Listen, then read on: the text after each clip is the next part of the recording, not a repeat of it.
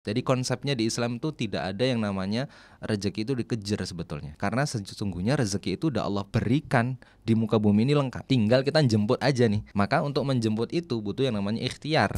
Yang dicari sama calon mertua itu bukan gantengnya doang, bukan cantiknya doang, bukan hartanya doang kok Mbak. Tapi yang paling penting adalah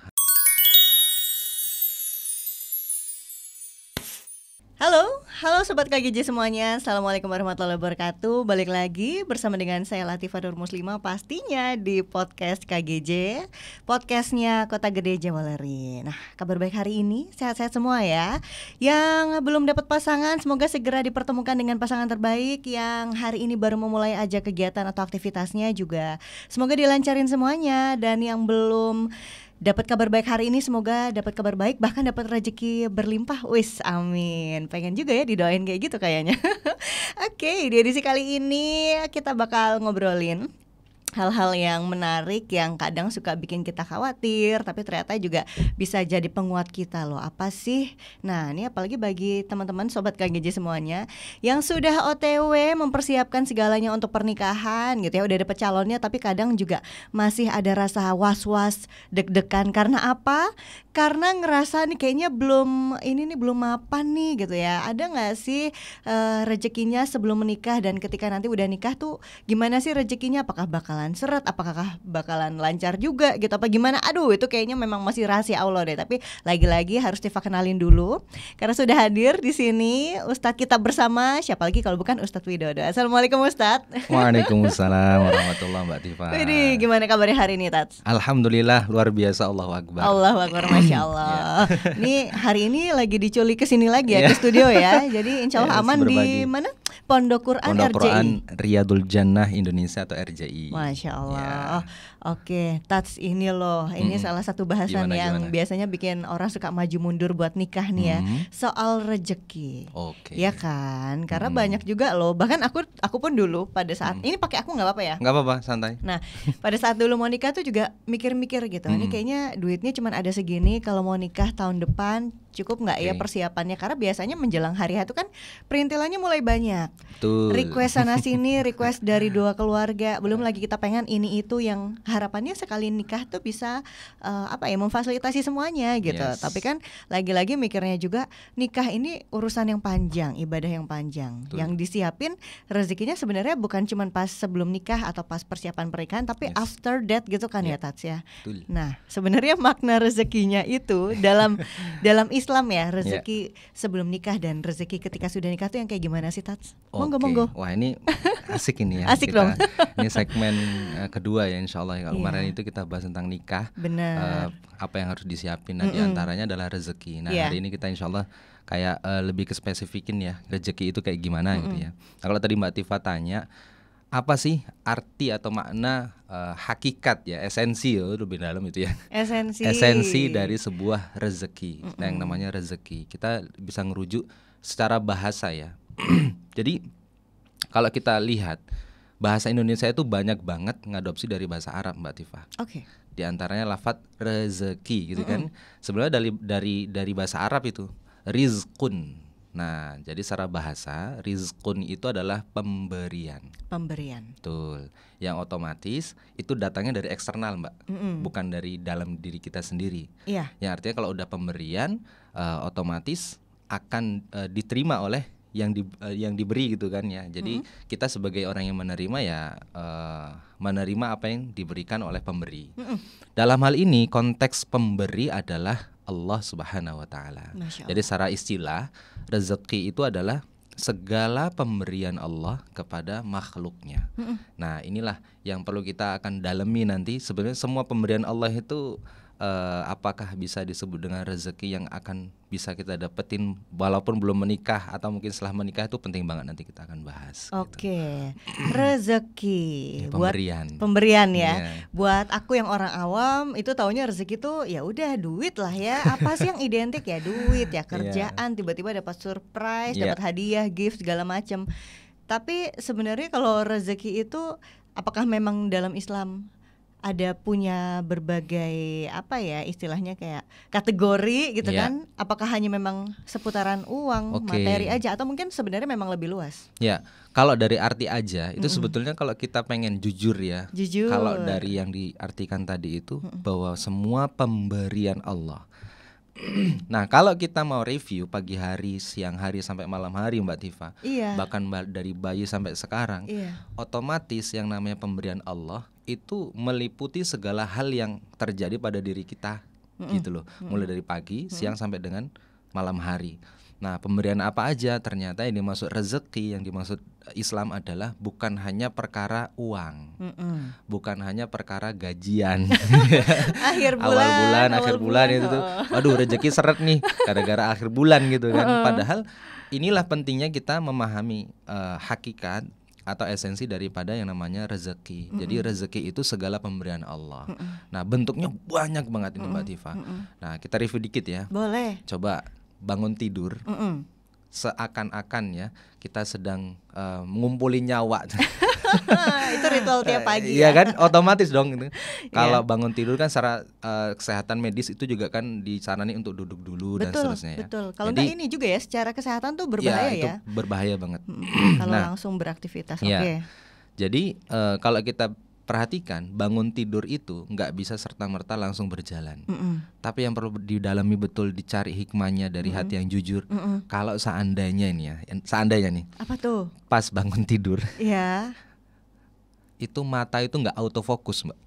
Iya, kan agak blur-blur gitu kan? Nggak autofokus. Dan itu berjalan berhari-hari. Dalam artian dari pagi sampai malam sampai kemudian besoknya lagi itu nggak mau balik auto gitu.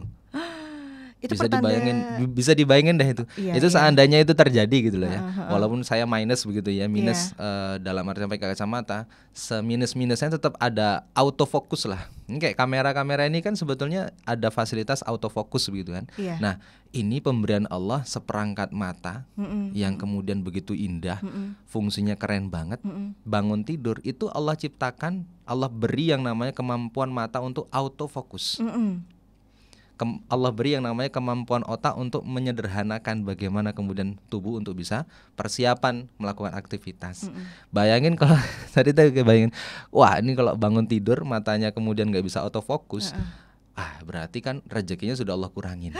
Itu tuh rezeki pertama yang sebenarnya kita dapetin tapi kita nggak sadar. Ya, itu yang dimaksud dengan salah satu rezeki, bentuk rezeki ya. Sebenarnya banyak banget rezeki yang lain.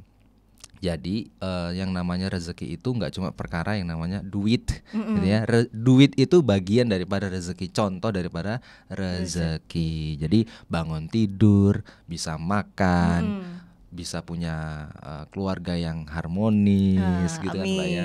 Orang tua yang sayang, orang tua yang bisa mendidik, anak yang solih, itu rezeki yang kalau kemarin kita bahas ketenangan hati itu juga semua adalah nilai lebih daripada pernikahan dan itu nggak bisa dibeli, termasuk anak soleh Mbak.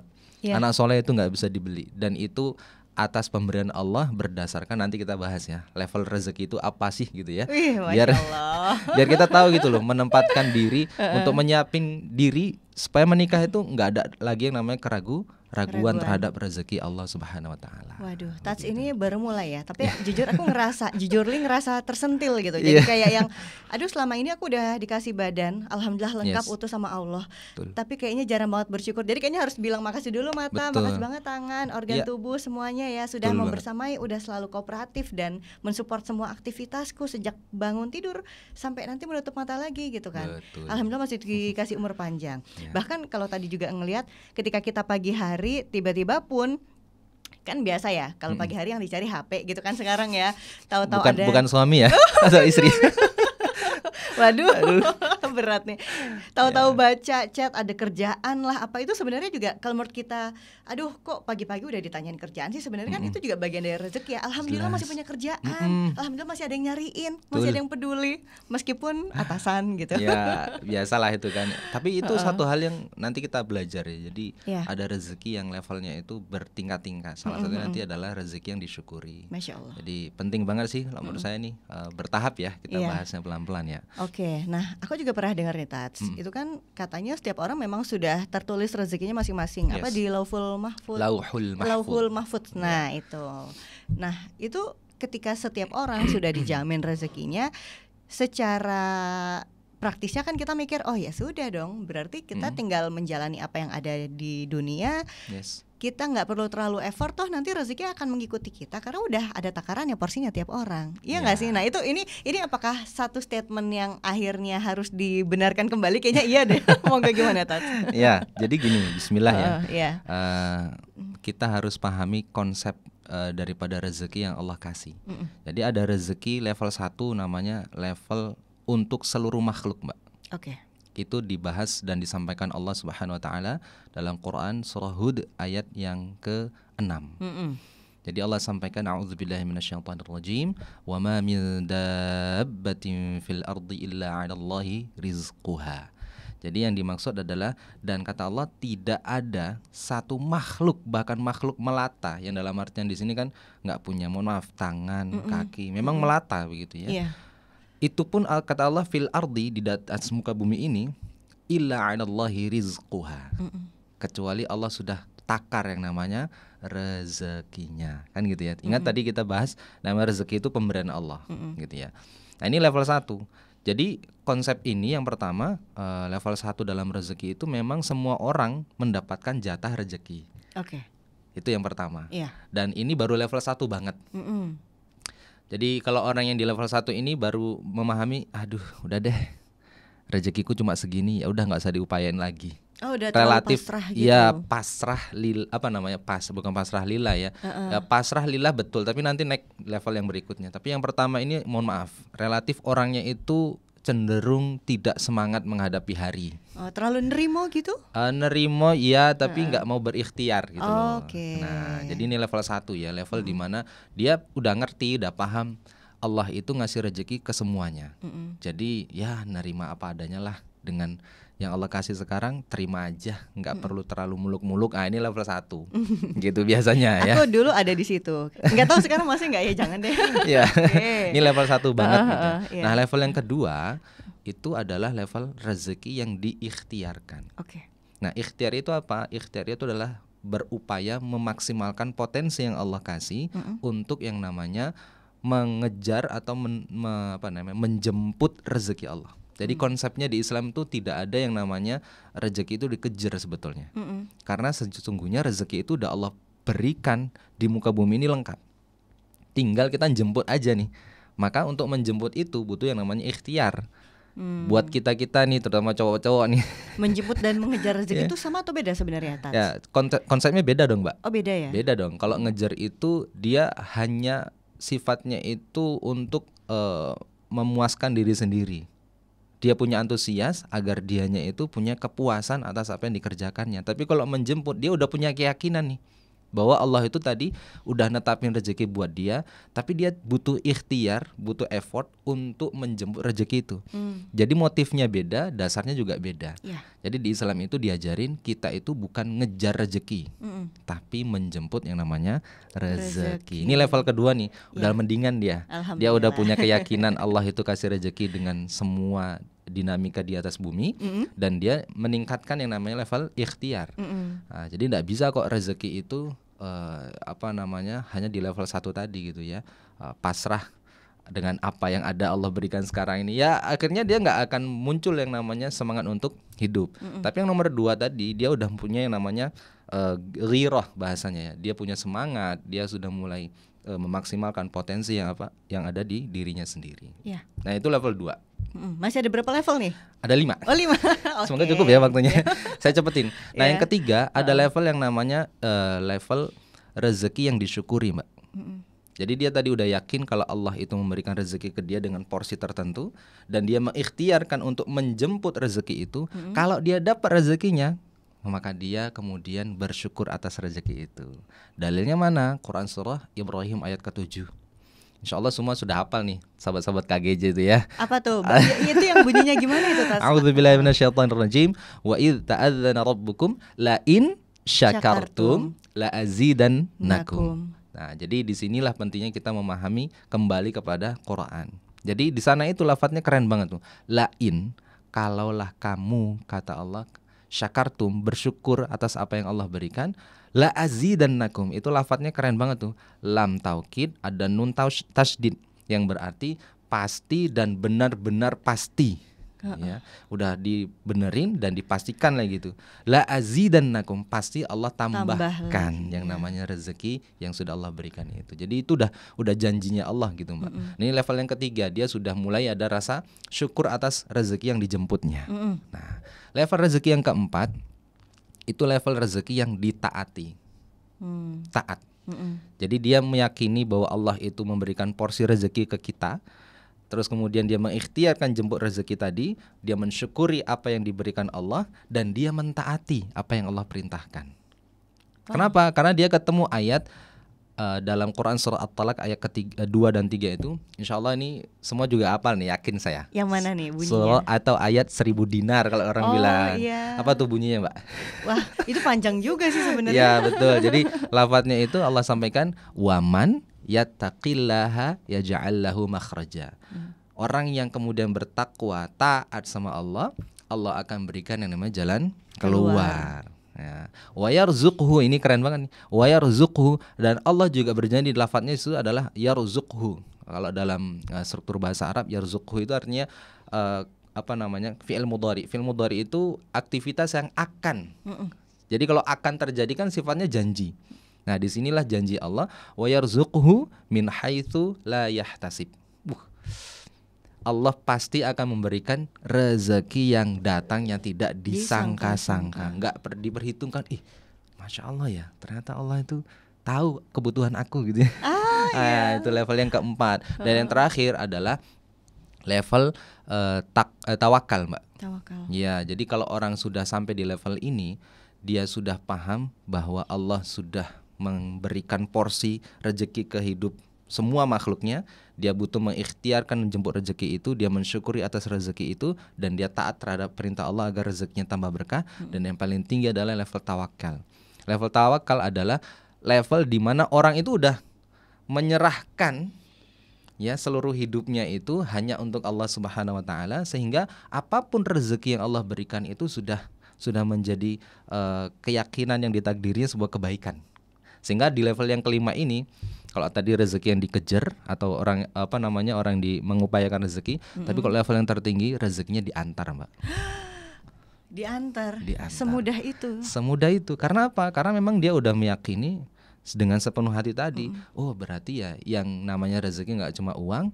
Tapi kalau seandainya misalkan Mbak Tifa punya tetangga, tiba-tiba tetangganya pulang dari misalkan luar kota, ngasih yang namanya oleh-oleh, kan gitu. Padahal Mbak Tifa nggak minta tuh sama Allah. Punya perasaan, ya Allah pengen sih beliin ini sama anak saya, misalkan beli apel Malang, gitu ya.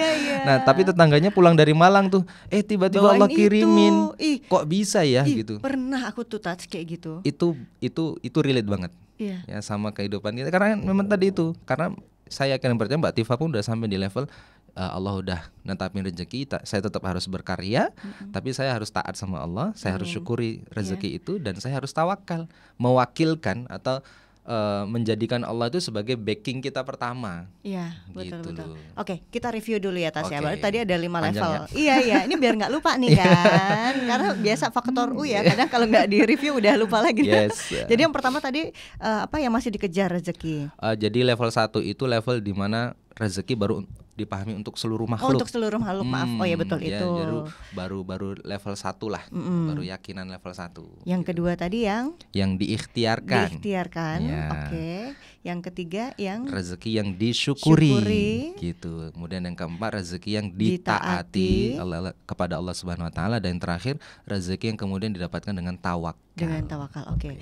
Itu kan sebenarnya levelnya banyak ya Tas ya. Yes. Tapi kenapa kemudian masih banyak orang, mungkin bisa dibilang juga sebagian besar calon pengantin ya yang udah mau nikah ya, itu tuh masih khawatir gitu soal rezeki ke depannya, setelah menikah tuh gimana ya nanti gitu. Karena tapi ini juga kayaknya mungkin nggak sih relate juga dengan apa istilahnya ya, kayak tuntutan dari orang tua ketika kita ngenalin pasangan atau calon kan langsung ditanya kerjanya di mana, udah mapan belum, latar belakang orang tuanya apa, babi bu bebo, bibit bebet bobotnya gimana. Jadi tuh seakan-akan kayaknya yang terpatri di otak tuh, wah ini berarti harus mapan dulu ya biar orang tua tuh mantep, kita dapat restu orang tua, enak nih untuk melanggeng ke pernikahan gitu. Tats, gimana? Itu terjawab di Quran juga, Mbak. Wih.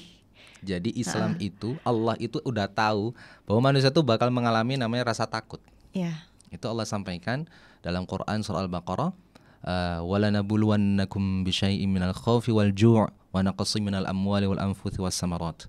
Nah, jadi kata Allah, pasti Allah berikan yang namanya rasa takut kepada mereka atas apa? Kekurangan buah-buahan, kekurangan rezeki.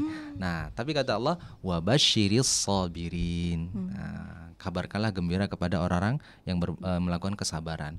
Nah, kenapa kok orang masih ragu, takut? Kenapa kok masih ada rasa khawatir? Aku bisa nggak ya nikahin dia? Gitu kan? Aku bisa nggak sih sebetulnya menghalalkan dia, buat dia bahagia? Itu naluri fitrah, Mbak. Nggak bisa disalahin. Dan Islam memvalidasi itu gitu loh. Nah, tapi yang perlu diperhatikan adalah menyikapi nih. Gimana sih cara nyikapin biar kita tuh nggak terlalu nemen-nemen kata orang Jawa gitu ya. Orang nemen-nemen banget gitu ya, nggak terlalu berlebihan punya rasa khawatir. Jadi overthinking. Iya, overthinking belum terjadi tapi udah dipikirin banget. Akhirnya jadi takut dan nggak langkah-langkah itu ya. Aduh, udah deh, tunda lagi tahun depan, tahun depan tunda lagi. Ya karena apa? Karena masih punya pikiran membatasi bahwa rezeki itu bentuknya adalah uang. Oke, kita berarti harus membebaskan pikiran dulu ya yang itu pertama tolong dilepas dulu. Ingat ya, jadi rezeki itu bukan cuma bentuk uang itu memang. Ya, rezeki itu banyak banget. Nah, janjinya Allah juga keren. Nah, dalam Quran, lagi-lagi kita merujuknya ke Al-Quran dong gitu ya. Jadi Allah sampaikan dalam Quran surah An-Nur 32 itu, kata Allah, wa iyakunul fuqara. Kalau kalian di masa sebelum nikah itu merasa fakir loh. Allah katakan fakir bukan miskin. Oh, beda soalnya ya. Miskin itu orang yang sudah bekerja tapi belum mampu memenuhi kebutuhannya sendiri. Itu namanya miskin. Oh, miskin itu. Tapi kalau fakir, nggak punya pemasukan, nggak punya pendapatan, dan jangankan memenuhi kebutuhan orang lain, memenuhi diri sendirinya aja nggak cukup gitu loh, nggak bisa. Maaf, misalkan apa istilahnya kayak gelandangan gitu ya? Maaf, apa gimana? seperti itu namanya fakir. Nah, itu pun disampaikan Allah sebagai salah satu orang yang mendapatkan berhak mendapatkan yang namanya zakat, santunan zakat. Nah, jadi seperti itu ya. Nah, kata Allah, wa iyakunul fuqara, kalau kalian merasa takut untuk nikah karena merasa kalian tuh mohon maaf fakir kata Allah ya. Nah, ini keren banget nih. Yughniyahumullahu min fadlih. Saya baca ayat ini tuh wah, kenapa yughniyahumullah? Lafadznya itu adalah fi'il mudhari. Lagi-lagi Allah janji. Bayangin Mbak Tifa, Allah kalau udah janji mungkin nggak berdusta? Nggak mungkin lah. Wong kita udah tahu sampai sekarang banyak hal yang kita impiin, kita minta sama Allah banyak Allah wujudkan, tapi ada beberapa yang Allah tahan dulu kan gitu ya. Dan yang namanya janji Allah itu nggak pernah yang namanya dusta. Allah tidak akan pernah mendustai janjinya. Apalagi kepada orang-orang yang sudah beriman kepada Allah itu nggak pernah Allah ingkari janjinya. Jadi Allah katakan yughnihumullahu min fadli. Allah akan berikan yang namanya kekayaan. Masya Allah. Allah berikan yang namanya kekayaan. Yughnihumullah. Itu lafadznya kita nggak beda bahasa Arabnya ya, terlalu panjang nanti khawatirnya podcastnya ya. Cuman kita hikmahnya di sana lafadznya itu Allah lafadzkan yughnihumullah itu maksudnya Allah pastikan kalian itu akan kaya, bukan lagi mampu loh Mbak. Itu konteksnya pada saat nanti akan menikah. Setelah menikah itu sebelum menikah aja udah persiapan. Udah dibilang begitu ya. Iya. Coba deh mungkin kita bisa berbagi cerita sedikit ya, bagaimana perjuangan mungkin Mbak Tifa dulu sebelum nikah. Saya pribadi juga punya experience tertentu di bidang rezeki ya sebelum menikah itu. Dan saya apalagi cowok gitu ya. Wah, itu berapa mahar ya mau yang saya beriin gitu ya. Nah, kalau di Islam kan Rasul itu menyatakan cowok yang baik, cowok terbaik adalah cowok yang bisa memberikan mahar terbanyak. Gitu kan kata Rasul.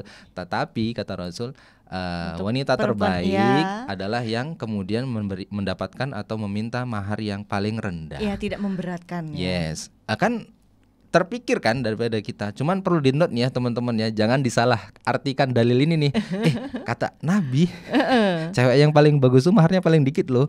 Aku ngasih dikit aja dong gitu. Nggak begitu ya. Dibalik itu diberlakukan kepada yang Nabi sampaikan. Kalau cowok ya harusnya semaksimal mungkin memberikan mahar terbaik. Nah, yang cewek juga sebisa mungkin memaklumi kapasitas calonnya itu, kemudian tidak menetapkan mahar terlalu tinggi. Di tengah-tengah ya jadi yes. ya. Nah saya saat itu ya namanya manusia gitu ya, wajar cowok apalagi perantauan tuh kan. Wah, aduh gitu. Jangankan mohon maaf ya, poya-poya nongkrong di kafe yang kopinya harganya mungkin wow gitu ya. Boro-boro gitu kan. Buat makan sehari aja cukup alhamdulillah. Nah saya saat itu ya Allah, saya ini mau nikah nih ya Allah. Saya nggak tahu nih minta sama siapa gitu. Mahar ini saya niatin buat istri saya besok, dan itu jadi ikhtiar yang saya kerjakan biar engkau itu berikan pertolongan. Tolonglah ya Allah, aku nggak bisa lagi nih minta sama siapa lagi. Bapak ibuku mohon maaf, orang tua saya juga orang yang bersahaja, sederhana, petani mbak orang tua saya itu. Jadi ya nggak mungkin lah gitu kan, Pak, Mak, tolong transfer 10 juta. Itu saya hindari banget. Kenapa? Saya punya pikiran, saya belajar bertanggung jawab. Inilah saatnya saya naik level nih untuk bertanggung jawab. Sebelumnya bertanggung jawab terhadap diri sendiri, ini naik level bertanggung jawab pada orang lain, terutama ini anak perempuan yang akan kita halalkan dari ayahnya kan gitu. Nah makanya saya ada rasa takut nih, aduh gimana ya. Tetapi saat kemudian kita pasrah tadi, level takwa, kemudian tadi tawakal ya, udah tawakal sama Allah, pasrah tapi tetap ikhtiar nih. Nah itu Allah kasih yang namanya rezeki yang tidak disangka-sangka. Ada aja tuh rezeki gitu ya. Yang biasanya jarang megang misalkan 5 juta bagi cowok yang masih awal-awal berkarir gitu ya. Merintis. Wah 5 juta tuh gede banget itu Mbak Tifa. Apalagi itu yang kemudian dia ikhlaskan untuk menjadi mahar, dan itu diserahkan kepada orang lain yang belum pernah dikenalnya, dan dia percaya untuk menjadi istrinya. Itu bagi saya itu wah keren banget. Ya, itu Islam itu seperti itu. Nah tetapi saat kita ragu tadi, Allah berikan yang namanya kepercayaan. You kalau ragu nggak usah ragu. Iyakunul fuqara yughnihumullahu min fadlih. Allah akan berikan yang namanya kekayaan. Nah, lafadz kaya ini apa tuh kan gitu kan? Nah, ternyata lafadz kaya, arti kaya itu bukan hanya secara materi, Mbak. Kaya yang dimaksud adalah kaya secara hati. Wow, berat sekali. Itu esensinya juga dalam banget loh, kaya hati itu. Ya jelas, nggak semua orang yang punya harta, punya materi itu hatinya juga kaya, Mbak. Betul. Berapa banyak, mohon maaf ya, kita kasus banyak lah sekarang itu ya, mohon maaf. Kalau kata orang Jawa, rumah magrong-magrong gitu kan. Tapi mohon maaf sebelah kanan kirinya tidak bisa menikmati keberkahan dari hartanya gitu kan. Dia padahal ada kewajiban untuk membayar zakat dan seterusnya, tapi hartanya itu nggak bisa memberikan keberkahan kepada tetangganya. Nah hal yang menarik kisahnya, kisahnya Ali bin Abi Thalib nih. Kisahnya Ali bin Abi Thalib itu ketika akan menikahi putri Nabi SAW bernama Fatimah radhiyallahu anha. Saat itu Ali bin Abi Thalib itu Mbak, ini juga mudah-mudahan relate ya kisah ini, dan saya juga pernah ngalamin itu gitu. Pas saya baca kisahnya ya Allah gitu ya, keren banget. Jadi Ali bin Abi Thalib itu sudah punya niat untuk menikah dan langsung matur kepada Kanjeng Nabi Muhammad, ya Rasul, saya ingin menikahi putri jenengan yang namanya Fatimah. Apa jawabannya Nabi? Nabi mengatakan, kamu punya apa? Loh iya Mbak, itu riwayatnya begitu. Iya. Riwayatnya begitu. Ya artinya itu satu hal yang wajar itu, seorang bapak nanyain si cowok anak baru kan, kamu punya apa gitu loh, normal, untuk menikahin istri anak saya untuk menjadikan istri kamu. Nah jawabannya Ali apa? Saya nggak punya apa-apa ya Rasul. Saya cuma punya iman kepada Allah dan beriman kepada Anda. Nah, apa kata Nabi? Coba cari apa yang kamu miliki saat ini, dan itu kamu bisa jadiin yang namanya mahar. Dipikir-pikir sama Ali bin Abi Thalib, oh iya, ya Nabi, saya punya yang namanya baju perang besi. Jadi Ali itu cuma punya harta yang bisa dikomersilkan gitu ya, dijual gitu tuh, namanya baju besi, baju perang besi. Dijual lah sama Ali. Pas dijual harganya itu 480 dirham. Wah, kalau di Indonesia sekarang berapa rupiah gitu? Sekitar 2 sampai 3 juta, 2 juta 100 sekian gitu tuh. Iya. Kan mohon maaf ya, saat itu bagi Ali bin Abi Thalib besar sekali itu. Loh iya dong, 2,5 juta. Bagi dia gede banget. Dari saya bilang tuh, nggak pernah pegang 5 juta. Pas mau nikah, bisa pegang 5 juta. Karena apa? Karena tadi dia punya keimanan. Nah akhirnya dijadikanlah mahar uang 480 dirham itu kepada maharnya kepada Fatimah radhiyallahu anha. Dan alhamdulillah kan perkembangannya luar biasa itu. Bahkan dari kemudian menikahnya itu Nabi mendoakan mudah-mudahan dari kalian dapat keturunan-keturunan yang soleh. Bayangin Mbak, didoain sama Nabi langsung. Masya Allah. Ya karena mertuanya kan Nabi. Iya gitu maksudnya. Masya Allah. Luar biasa banget betul. Kan ya. Makanya di sini yang namanya ragu wajar, tetapi kita punya Allah gitu loh ya. Nah, syaratnya ya tadi itu kita ngerjain yang namanya amal sholih, takwa sama Allah, kerjain apa yang Allah perintahin, tinggalkan yang Allah larang. Udah simpel itu aja sih, nggak usah ribet-ribet banget sih. Jadi memang sebenarnya kan Allah tuh sudah menjamin di Al-Quran ya, rezeki ketika kita lahir aja masih bahkan sebelum lahir gitu ya, di dalam kandungan ibu kita sudah dikasih rezeki. Kemudian pas kita sudah beranjak memulai perjalanan kehidupan sampai akhirnya mau nikah itu juga udah dipastikan rezekinya, sampai nanti pun habis nikah itu juga ada rezekinya. Jadi memang harus punya keyakinan kalau Allah tuh akan mencukupkan ya. Nah kemudian Tas, ini juga boleh kita geser lagi gitu ya. Ketika kita mau nikah kan mikir pastinya oke nih kita punya uang segini, kita yaudah bismillah melangkah ke pelaminan. Nah terus kadang juga yang jadi kepikiran adalah ketika ini sebenarnya yang kita punya rezekinya itu tuh berkah atau enggak ya? Kalau kata di Al-Quran itu setiap anak akan membawa rezekinya masing-masing. Ada nggak sih yang dibilang setiap pasangan tuh juga akan membawa rezekinya masing-masing gitu untuk pasangan yang lain? Ya jadi dari dalil tadi itu aja ya, Quran surah An-Nur ayat 32 itu udah menunjukkan kalau sendirian itu rezekinya 1, kalau berdua itu rezekinya 2. Gitu. Jadi rezekinya suami itu rezekinya istri itu bisa jadi dititipkan kepada suami. Sehingga itu menjadi bertambah. Nah, menjadi berkah. Kan gitu ya. Nah, pertanyaannya berkah itu apa itu? Nah, itu indikator berkah enggaknya. Karena kadang-kala ada juga yang bilang, ini duitnya banyak nih, tapi tahu-tahu habis aja dipakai, nggak tahu dipakainya kemana aja. Tahu-tahu sakit-sakitan. Tapi ketika ini nggak begitu banyak yang dipunya, tapi kok kayaknya adem ayem, kok kayaknya masih survive aja, happy-happy aja gitu. Makanya kita perlu mantengin dulu sebetulnya yang kita cari itu, yang kita kejar itu, atau yang kita ikhtiarkan, yang kita harapin rezeki dari Allah itu apakah rezeki yang banyak dan kemudian sekedar itu aja, atau rezeki yang banyak dan berkah. Maunya itu. Kalau saya sih pengen yang nomor 2 ya. Iya dong. Sayang banget kalau kita ngejar dunia doang terus nggak dapetin apa-apa selain yang namanya harta, yang bisa jadi mohon maaf dari wasilah harta itu malah menjadi malapetaka. Na'udzubillah gitu ya. Tetapi yang kita harapkan adalah rezeki yang banyak dan itu berkah. Amin. Banyak itu relatif ya Mbak. Bagi tadi saya sampaikan, bagi saya di awal dulu nikah itu 5 juta itu banyak banget. Saya kenapa? Juga 5 juta banyak banget. Tapi sebagian bagi beberapa orang 5 juta tuh kayak baru beli pecel. Kan gitu kan. Kalau sekarang orang bilang tuh alah 100.000 aja kayak gak ada harga dirinya, gak bisa dapat apa-apa gitu. Udah habis aja ya. Jadi definisi banyak itu relatif. Maka di sini fungsi membedah yang namanya makna rezeki yang berkah.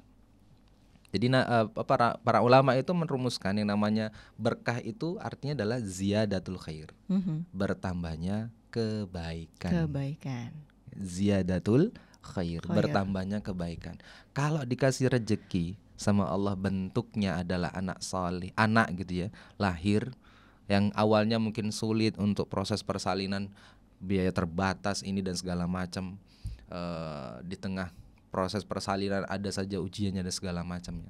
Tapi setelah anak itu lahir, bertambahlah keeratan keluarga, tambah harmonis, pulang kerja itu lebih ada yang dituju, kan gitu. Dulu masih sendirian tuh, pulang udah pergi kantor, balik ke kosan, ke kantin, balik ke kantor lagi, begitu doang kan gitu ya. Tapi sekarang sudah menikah, punya anak, akan ada rasa di mana aku berkarya, aku jemput rezeki Allah itu, ada yang kemudian menjadi proyek keutamaannya aku kerjain, yaitu untuk anak dan istriku. Jadi pulang itu ada energi positif tuh. Pulang itu kayak wow gitu loh.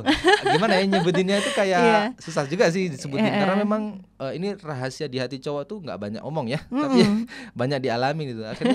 Akhirnya dia punya tujuan pulang itu ya dia ketemu anaknya. Wah, disayang anaknya, digendong itu nge-charge-nya luar biasa dan itulah salah satu bentuk rezeki, ketenangan hati, bertambahlah kebaikannya gitu. Wow, ini ternyata kompleks banget ngomongin rezeki ya. Asik, seru kalau bahas ini karena based on experience gitu. Benar. Dan di perjalanannya kita juga suka ngerasa ada rezeki-rezeki yang mungkin sebenarnya itu rezeki kecil, tapi lagi-lagi tadi ketika kita mensyukuri Allah tuh bakal tambah kok nikmatnya gitu. Tapi karena sekarang di konteksnya kan rezeki untuk pasangan yang mau OTW ke pelaminan ya, Tas ya. Nah, ini juga jadi bahasan yang penting untuk teman-teman sobat-sobat KGJ yang mungkin masih mencari cara gimana sih biar bisa meyakinkan pasangan. Ayo yuk kita sama-sama melangkah, ada aja kok nanti rezekinya. Nah itu pertama nih PR, meyakinkan pasangan. Yang kedua setelah meyakinkan pasangan, cara meyakinkan orang tuanya. Alias si calon mertua ini. Nah itu tips and triknya gimana nih kalau secara Islam? Iya dong. Masya Allah, ini oke banget lah untuk dibahas ya. Tips apa yang harus kita kerjakan atau kita buat supaya meyakinkan pasangan dan juga calon mertua? Betul. Gitu ya. Bagi cowok ini berarti ya, atau cewek ya mungkin ya, dua-duanya bisa sih ya. Tips yang pertama jelas, pantaskan diri sendiri lebih dahulu. Mantapkan hati, mantapkan niat, kuatkan tujuan, Mbak. Aduh. Dari kita dulu nih. Ini satu paket tapi tadi kalimatnya banyak banget ya. Iya, ini mantapkan diri sendiri itu, pantaskan diri sendiri itu dalam artian mantapkan niat dulu nih. Saya bener nggak nih menikah? Jangan sampai ragu-ragu gitu loh. Kalau ragu-ragu itu kata Rasul itu godaannya setan itu begitu. Mereka buat kita jadi ragu. Apalagi itu ibadah yang paling panjang. Betul. Gitu. Nah, jadi tips pertama, mantapkan dulu. Niatnya untuk apa? Tujuannya nanti seperti apa. Jangan sampai nikah, mohon maaf, hanya melampiaskan kebutuhan biologis. Tapi yang kita kejar adalah nikah itu satu, mengharapkan agar Allah itu memberikan berkah atas apa yang kita kerjakan bersama pasangan itu. Yang kedua, berharap agar Allah selalu datang, bahasanya selalu datang, selalu ada di saat kita itu sedang bahagia, sedang susah, sedang sedih. Itu yang paling penting. Niat itu. Sehingga niat adalah lillahi ta'ala yang kemarin di segmen pertama kita udah bahas. Terus tujuan, kita harus tahu juga tujuannya gitu loh. Jangan sampai tujuan nikah hanya sekedar pengen disebut memantaskan atau menuntaskan masa bujangan. Bukan cuma untuk mengganti status KTP gitu ya. Jangan cuma ngamanin yang namanya status bujangan naik ke jadi sudah menikah gitu. Bukan, itu bonus namanya, Mbak. Tapi tujuan yang paling penting adalah dalam Islam ya, ada namanya maqasidus syariah. Salah satu maksudnya maqasidus syariah itu tujuan syariat itu Allah turunin, salah satunya adalah hifdzun nasl. Hifdzun nasl itu menjaga keturunan. Berarti menikah itu cara Allah mengajari manusia kalau mau menjaga keturunan, cara yang halal, yang sah kata Allah adalah menikah. Maka menikah tujuannya salah satunya selain memenuhi kebutuhan biologis tadi adalah punya anak. Iya dong, masa kita udah berjuang nih di fase-fase sulit, tapi kita nggak memberikan kesempatan generasi kita melanjutkan perjuangan kita, sayang dong gitu kan. Jadi disinilah pentingnya kemudian tujuan untuk diri sendiri dan nanti insya Allah bisa discuss dengan pasangan lewat mahram yang kemarin kita bahas juga tentang ta'aruf. Nah, kenapa? Karena Nabi itu seneng banget tuh, menikahlah kalian, banyaklah kalian anak-anaknya, karena aku akan bangga kata Nabi di akhirat nanti aku punya banyak kaum yang mengikuti aku, kata Nabi begitu, berbangga gitu Nabi. Jadi tips pertama teman-teman adalah mantapkan dulu internal ini nih, dimantepin dulu nih niatnya. Udah tahu, oh ya saya niat lillahi ta'ala, yakin kalau saya niat lillahi ta'ala itu bakal Allah tolong, dan saya tujuannya adalah menikah itu salah satunya biar punya anak. Mohon maaf, saya termasuk orang yang tidak setuju yang namanya child free. Child free itu mohon maaf, itu pemahaman yang menurut saya bukan berasal dari Islam itu, Mbak. Ya, dari barat ya. Iya, dari itu luar. pemahaman sekuler. Mereka karena memang tujuan hidupnya bukan untuk ibadah sama Allah, tapi pengen mendapatkan kepuasan batin sementara begitu ya, mendapatkan kepuasan duniawi. Sehingga hanya itulah yang mereka kejar gitu. Mereka merasakan kalau punya anak itu repot gitu kan, punya anak itu segala macam, akhirnya memutuskan untuk child free. Maka jangan sampai nih calon-calon manten punya niatan untuk yang namanya menunda punya anak. Iya, aduh, kadang aja yang udah pengen belum tentu dikasih kalau udah punya niat nunda. Nanti kalau ditunda-tunda terus kapan dapatnya malah tambah aduh lama lagi ya. Yakin deh teman-teman, punya anak itu indah banget. Bener. Walaupun betul dinamikanya tuh gitu ya. Bener. Punya anak itu subhanallah. Masya Tetapi Allah. hikmahnya kita punya yang namanya peningkatan emosional, Mbak. Setuju banget. Peningkatan emosional, karena yang sebelumnya kita bebas dengan diri sendiri, kita akan menghadapi kalau saya melakukan ini anak akan meniru nih. Nah itu nanti pasca nikah yang kita ngobrolin. Cuman tujuan nikah itu ya harus disiapin, salah satunya punya anak. Entah berapa gitu ya, terserah nanti teman-teman yang menentukan bersama calon pasangan. Jadi yang pertama tipsnya apa tadi? Memantapkan diri sendiri atau memantaskan diri sendiri. Yang kedua, memantaskan diri sendiri itu dalam artian spiritual nih. Jadi jangan cuma nyiapin secara niat dan juga tujuan tadi, tapi bisa nggak baca Quran? Oh betul, kan harus ada upgrade ini dong ya, amal ibadah juga ya, gimana meningkatkan kualitas ibadah kita. Gitu, si istri, si suami nanti jadi suami istri nggak pernah ngaji bareng, sholat juga takut-takut. Jadi imam ada aja alasannya, Mas ayo sholat jadi berjamaah. Lagi mules deh. Banyak banget alasannya kan, karena nggak bisa ngaji. Berarti yang kedua ini tipsnya memantaskan diri dari spiritual. Siapinlah spiritualnya, minimal ngajilah. Ya minimal ya udah lulus Iqra lah kalau kata orang gitu.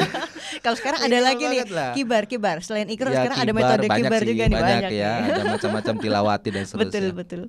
Ya minimal yang nomor 2 ini kita biar kita tuh mantap dengan kita dulu nih. Jadi seandainya kita udah percaya diri, ketika meyakinkan orang bisa jadi benar-benar yakin gitu loh.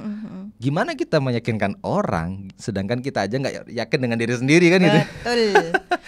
Ya otomatis kita yakinkan diri sendiri dulu. Saya sudah siap nikah, diantaranya saya sudah siap spiritual, saya siap secara emosional, saya juga ikhtiarkan finansial itu dengan yang terbaik.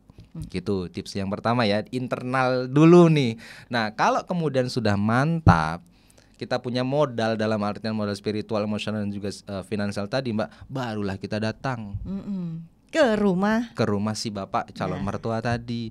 Matur bahasa Jawanya, matur atau bicara dengan bahasa yang paling ahsan, dengan hati ke hati. Kalau perlu memang langsung bersama orang tua, ajaklah orang tua. Jangan cuma main hajar sendirian gitu kan. Kecuali mohon maaf mungkin orang tua berhalangan atau memang orang tua sudah mendahului gitu ya kepada Allah, berarti ya ajaklah salah satu saudara biar kita ada saksi gitu loh. Bahwa kita niatnya memang benar untuk menikah. Serius. Gitu ya. Barulah kita menyampaikan ke orang tua calon mertua itu saat itu jujur aja apa adanya. Mereka tahu kok kalau kita tuh jujur sebenarnya anak ini baik. Yang dicari sama calon mertua itu bukan gantengnya doang, bukan cantiknya doang, bukan hartanya doang kok Mbak. Tapi yang paling penting adalah hatinya. Bocah iki jujur nggak? Anak ini jujur nggak nih? Kalau dia punya harta banyak, jabatan mentereng, titel berpuluhan di depan dan di belakang namanya, tapi mohon maaf, tukang ngapusi Mbak. Saya pribadi blacklist itu. Iyalah kan. Ini belum apa-apa aja udah tipu-tipu, apalagi nanti kan gitu kan. Banyak kali alasannya kata orang Medan gitu. Ya karena memang dia nggak bisa mempercayakan nggak bisa menjaga integritasnya gitu, nggak bisa menjaga dirinya sendiri. Bagaimana dia bisa menjaga orang lain gitu. Bagi saya sekali lagi nikah itu tanggung jawab. Dia tanggung jawab pada dirinya dan juga istrinya atau pasangannya atau kepada keluarga semuanya, kan itu menjadi tanggung jawabnya lillahi ta'ala kan gitu kan, dan juga sampai ke akhirat. Seperti itu sih Mbak, lebih kurang 3 aja. Satu tadi mantapkan atau pantaskan diri sendiri dengan niat dan juga tujuan yang benar. Yang kedua adalah pantaskan diri di bidang spiritual minimal, iso ngaji lah sidik-sidik gitu ya, bisa ngaji sedikit-sedikit, ngerti agama dikit-dikit, dengerin kajian kan jadi tambah tuh kan knowledge-nya gitu. Paling enggak jangan cuma kulhu aja ya Tats ya, nambah gitu kan. Ya nambah lah kan. Sewaktu itu diminta jadi imam sama mertua kan gagah gitu iya, loh Mbak kan. Pede. Mas, kan banyak tuh calon mertua tuh akan nguji. Mas, muadzinnya kosong di masjid, tolong azan ya. Coba kalau nggak bisa azan, aduh ngeri-ngeri juga nih. Bukan berarti teman-teman harus bisa azan ya, bukan. Ini contoh aja. Yuk Mas, ini Bapak lagi nggak bisa ke masjid ini, pas lagi hujan. Yuk kita sholat maghrib berjamaah di rumah. Tolong ya imamin, Bapak lagi kakinya macam-macam kan, lagi nguji kan. Kalau udah bisa, Bismillahirrahmanirrahim. Mantap. Mantap ini bocah. Dia udah benar-benar datang dengan jujur, kemampuan dia kemudian secara spiritual juga sudah cukup. Saya mantap untuk melepaskan anak saya, percayakan anak saya kepada ini anak. Lebih kurang seperti itu. Maka yang ketiga tadi adalah jujur, sampaikan kepada calon mertua dan juga calon pasangan apa adanya secara yang bisa kita sampaikan seperti itu, Mbak. Jangan ditutup-tutupi gitu. Oke, wow, ini 3 aja panjang loh akhirnya ya. Tapi beneran deh 3 dulu aja yang kita sampein, karena belum tentu prakteknya bisa langsung 3-tiganya ya, karena bertahap kan. Betul, nah, ini masukan banget nih buat sobat-sobat KGJ semuanya. Jadi jangan pernah ragu-ragu ketika sudah punya niatan yang suci, niatan yang tulus. Memang Bismillah lillahi ta'ala, mau untuk memperbaiki keturunan, terus juga mau mendapatkan keturunan, bahkan juga untuk tadi ya mengejar kebaikan. Betul. Kan karena kalau keberkahan itu tadi katanya bertambah kebaikan. Kalau kita mengejar ridhonya Allah, insya Allah semua itu akan dilancarkan. Gitu. Banget. Soal rezeki insya Allah nanti akan ada aja dari Allah yang yang akan diturunkan, mungkin nggak secara langsung gitu ya, secara perlahan, tapi ketika kita mensyukuri yang sedikit akan ditambah sama Allah. Dan lagi-lagi memang harus sama-sama berkolaborasi sama pasangan untuk meyakinkan Allah juga gitu ya. Kita sudah melalui tahapan ini, sejauh ini ada perkembangan dari yang tadinya belum bisa ini udah bisa ini, bertambah kebaikan kualitas keimanannya, sehingga Allah tuh juga nanti ketika mau mengucurkan rezeki untuk kita nggak tanggung-tanggung gitu ya. Betul banget. Oke, wah luar biasa nih Mbak ya. merangkumnya dengan sangat detail ya. Ini langsung flashback ke masa lalu gitu loh, pada saat itu mau nikah. Oh iya betul sih. Kalau punya keyakinan, insya Allah pasti bakal bukakan jalan. Selama lagi-lagi terus ya, karena kalau ingat Al-Quran dan hadis tuh banyak banget sih. Ayat Al-Quran yang menyatakan soal tadi yang udah Ustadz bahas. Jadi menjadi reminder untuk kita juga. Oke deh, banyak banget ya yang kita dapetin hari ini. Alhamdulillah. Bisa berbagi lagi. Ya, makasih banget ya Ustadz Widodo udah ngasih banyak hal. Karena ini pasti nanti akan berlanjut lagi. Kalau ini kan membahas rezeki seputar sebelum nikah ya. Ini kayaknya bakalan seru juga sih kalau disambung ke episode berikutnya yang nanti setelah nikah ya. Insya Allah. Tiba-tiba langsung terpikir beberapa pertanyaan. Kalau nanti udah nikah kira-kira yang harus bekerja suami istri yang mana nih? Aduh, kita keep dulu ya. Keep dulu ya. Insya Allah kita bahas next time ya. Setuju. Oke deh. Dan itu tadi ya podcast kita di hari ini seru banget ya. Apalagi bagi teman-teman Gen Z yang mungkin sekarang juga udah mulai melancarkan ya niatan-niatan untuk bisa langsung menuju ke pelaminan, entah di akhir tahun ini, masih ada waktu beberapa bulan, dan juga di tahun depan. Semoga dimudahkan oleh Allah. Amin. Jangan lupa untuk like, comment, subscribe, dan pastinya juga share tayangan podcast kita di edisi kali ini, karena pasti di edisi-edisi berikutnya juga masih banyak hal-hal seru yang akan kita obrolin bersama. Di mana? Di podcast KGJ, persembahan dari Kota Gede, Jawa Barat. Sekali lagi terima kasih banyak Ustadz. Sama-sama, sehat, Mbak sukses Diva. selalu. Amin. Kita keep informasinya untuk berikutnya. Siap. Bismillah. Bismillah. Terima kasih. Aku Tifa, pamit dulu. Dah. Wassalamualaikum warahmatullahi wabarakatuh. Waalaikumsalam warahmatullahi wabarakatuh.